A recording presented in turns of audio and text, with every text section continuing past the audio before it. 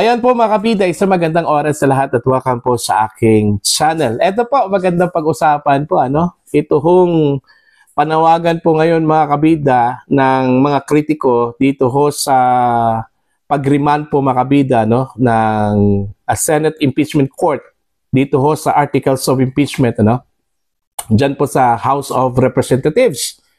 Nanawagan po sila po ngayon ng people power, pumunta sa daan at magsalita laban ho dito sa ginawa ho ng Senate Impeachment Court.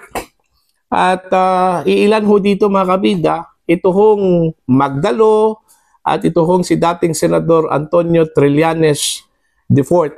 Ito, babasahin ko lang po. Ito hong balita mula sa The Manila Times. Ang sabi po nila dito, Senate slump for act of treachery on unconstitutional decision versus Sara impeachment complaint. Ayun. Ito, babasahin ko lang po yung kanila pong balita, mga kabida, The decision of the Senate sitting as an impeachment court to remand the impeachment complaint against Vice President Sara Duterte to the House of Representatives was constitutionally troubling without legal basis and a big treacherous act against the people, according to groups and individuals who monitored the proceedings on Tuesday. At the same time, some called on people to take to the streets and on social media to express their anger against the senators for letting their cowardice get the better of them. Magdalo Representative Gary Alejano, who was among the original petitioners of the impeachment complaint, said the ruling of the Senator judges was not only procedurally questionable but constitutionally troubling. The Senate and the House are co-equal branches in our bicameral Congress. The House has already fulfilled its constitutional mandate by transmitting the verified impeachment complaint. The matter is now squarely within the Senate's jurisdiction to hear, try, and decide, Alejano said in a statement. To send the complaint back is, in effect, passing the ball when it is no longer theirs to play. It undermines the integrity of the process and raises the dangerous precedent that a co-equal chamber can dictate or delay the work of another, said Alejano, as he urged the Senate to rise to the occasion, not as protectors of political allies, but as defenders of the Constitution and of public accountability. The people deserve a fair and transparent impeachment trial, not a political maneuver to escape it. Ang sabi po dito ni former Senator Antonio Trillanes, former Senator Antonio Trillanes IV called on the people to push the Senate in continuing the impeachment trial to hold Sara accountable for her crimes. We also need to get involved in the upcoming street protest and raise our voices on social media. Let's make our feelings known to the senators, he said in Filipino. Ayan.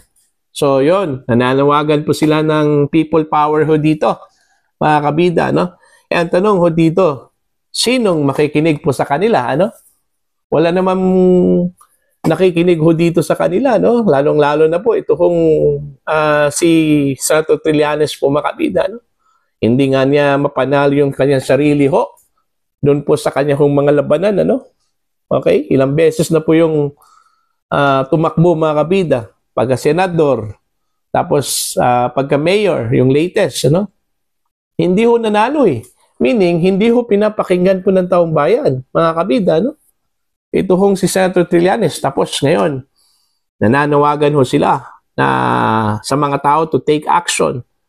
Okay? Dito ho sa ginawa po ng Senado, Now, ang problema kasi dito ho sa opposition, Ito, magandang pag-usapan po ito, Ang problema lang kasi dito ho sa opposition, pag hindi ho nila makuha yung kanila pong gusto, kaagad gustong pumunta sa kalsada. Okay? Magdadabog sa kalsada, mga kabida. Gagamitin ang term na taong bayan. ang unang tanong po dyan, sino yung sinasabi ho nilang taong bayan? Ano? Alam naman po nila siguro na hindi ho sila majority mga kabida. Yung sinasabi ho nila na ito po yung gusto po ng taong bayan na magkaroon po ng impeachment. Sino nagsabi? Yung survey? Yung survey na nagsabi po na gusto ho nila ito hong impeachment laban ho kay Vice President Sara Duterte. Malinaw po na sukatan yung election po. Hindi ho yung surveys, ano? Okay? Diba? Yung election. Malinaw po. Kasi kung hindi ho gusto ng taong bayan, ito hong mga Dutertes, lalong-lalo na po, ito hong si Vice President Sara Duterte, sana yung lahat pong mga inendorso po niya, talo sana. Problema, nanalo Okay? Nanalo po, ano? Sino yung mga nanalo hong mga inendorso po? Mga mabibigat po yun, ano? Mayor po ng Maynila, Gobernador po ng Cebu, okay? Of course, Davao. Sino po yung mga tinalo po ng mga inendorso po ni VP Sara, mga kabida? Manix Dalipe of Cagayan, Zamboanga. Okay? Kimbo, Stella ng Marikina. Sinong nanalo po doon? 'Di ba? Si Mayor anong tawag po dito? Chodoro, 'di ba? Sino pa yung iba pang nanalo po, mga kabida, na mga inendorso po ni VP Sara? Kasi kung ayaw po talaga ng taong bayan doon po kay VP Sara, kahit anong sabihin po ni VP Sara, kahit sinong inendorso po ni VP Sara, hindi ho makikinig ang taong bayan po doon. Ano? Yun yung malinaw po. Okay? Tapos gagamitin po ng oposisyon ito hong taong bayan. Ilan naman yung taong bayan na sinasabi po nila, no? Diba? Malinaw po yan. Ilang beses na po silang tumakbo dyan. Kung nakinig man taong bayan sa kanila, wala. Huwag nila pong gamitin ito hong term na taong bayan. Kasi hindi lang po sila ang taong bayan Yung sinasabi po nilang taong bayan po, mga kabida, kanila lang po yun. Mga kaalyado po nila yun. Hindi po yung mga taong bayan na sumuporta doon po sa mga Duterte. Mas marami. Yung mga sumuporta po sa mga Duterte po, mga kabida, no? Tapos idadamay ho nila dito ho sa kanilang kalukuhan, ano? Okay? Sinasabi po nilang lumabag sa batas, lumabag sa saligang batas, ito hong Senado. Ano? Sino ba sila na magsasabi niyan? Are they legal experts? Itong si Trillanes, ito hong si Alejano, are they legal experts na sasabihin po nila na lumabag ang Senado po, mga kabida, sa saligang batas, ano? Mismo na ang framer, isa sa mga framers po ng Constitution po natin, at may akda ng impeachment provisions, mga kabida, dyan po sa ating saligang batas, ang nagsabi na wala hong ginawang labag sa ating saligang batas ito hong Senado. Ano? Within the bounds of the 1987 Constitution, yung ginawa ho ng Senado bilang impeachment court, mga kabida. Malinaw po yun sa sinabi po ni Justice Adolf Ascuna. Ano? Okay? Sino po si Justice Ascuna? Simple lang po yun. Framer lang po yun ng ating saligang batas. Ano? At saka pangalawa po, the principal author of the provisions ng impeachment po sa ating saligang batas. Okay? Kaya nga, wag ho tayong maniniwala dito ho sa mga taong experts kuno. Okay? Patunayan po nila, sila po experts. Gaya ho ni Trillanes, Alejano, sino ba sila? Nasabihin po nilang lumabag po ang Senado sa saligang batas. Ano? Let the Supreme Court say that. Ano?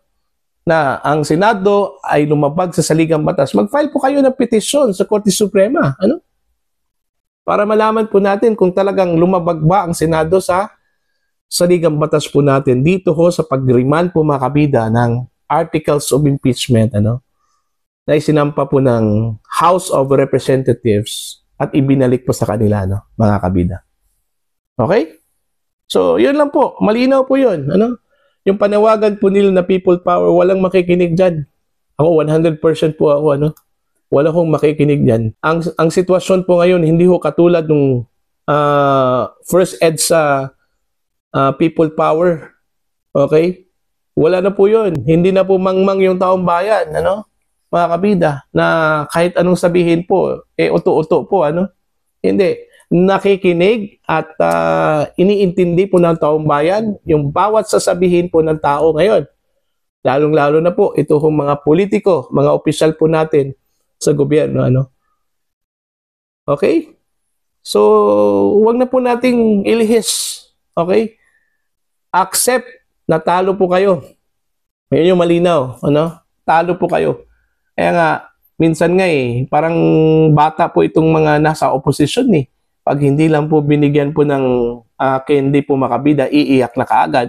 Huwag naman ganun Kung diskumpiyado po kayo, doon po sa ginawa po ng impeachment court, magsampa po kayo ng petisyon sa Korte Suprema. Okay? Questioning the procedural action of the Senate. Okay? Hindi po nila alam kasi mga kabida na unique yung impeachment court, unique yung impeachment proceedings. Wala hong pwedeng question kung ano po yung magiging action po ng impeachment court, mga kabida. Kasi unique nga Okay? Kakaiba Hindi ho sumusunod dun po sa regular procedure po ng legal, Diba? Hindi ho katulad po ng normal at regular courts na sinusunod talaga yung courts procedure, mga kabida. Itong impeachment court, kakaiba po sila.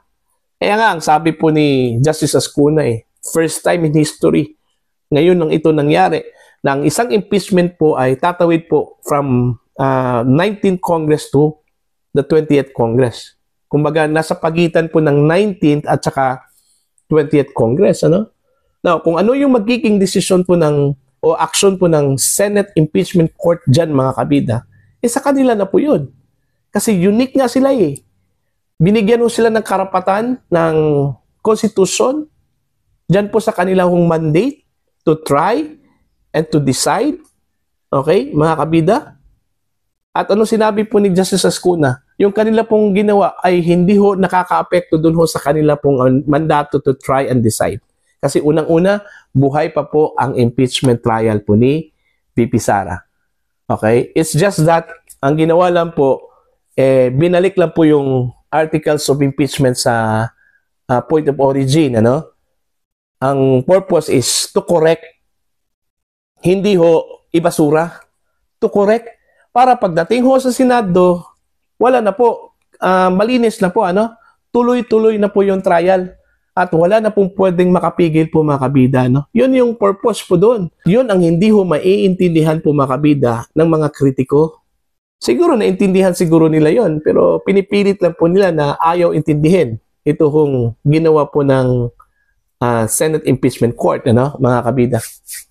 So, yun lang po. Yung panawagan na people power, sige, go. Punta po kayo. Tingnan po natin kung meron bang makikinig po sa inyo, mga kabida. Lalong-lalo na po, ito hong mga kritiko po, dito ho sa ginawa po ng Senado.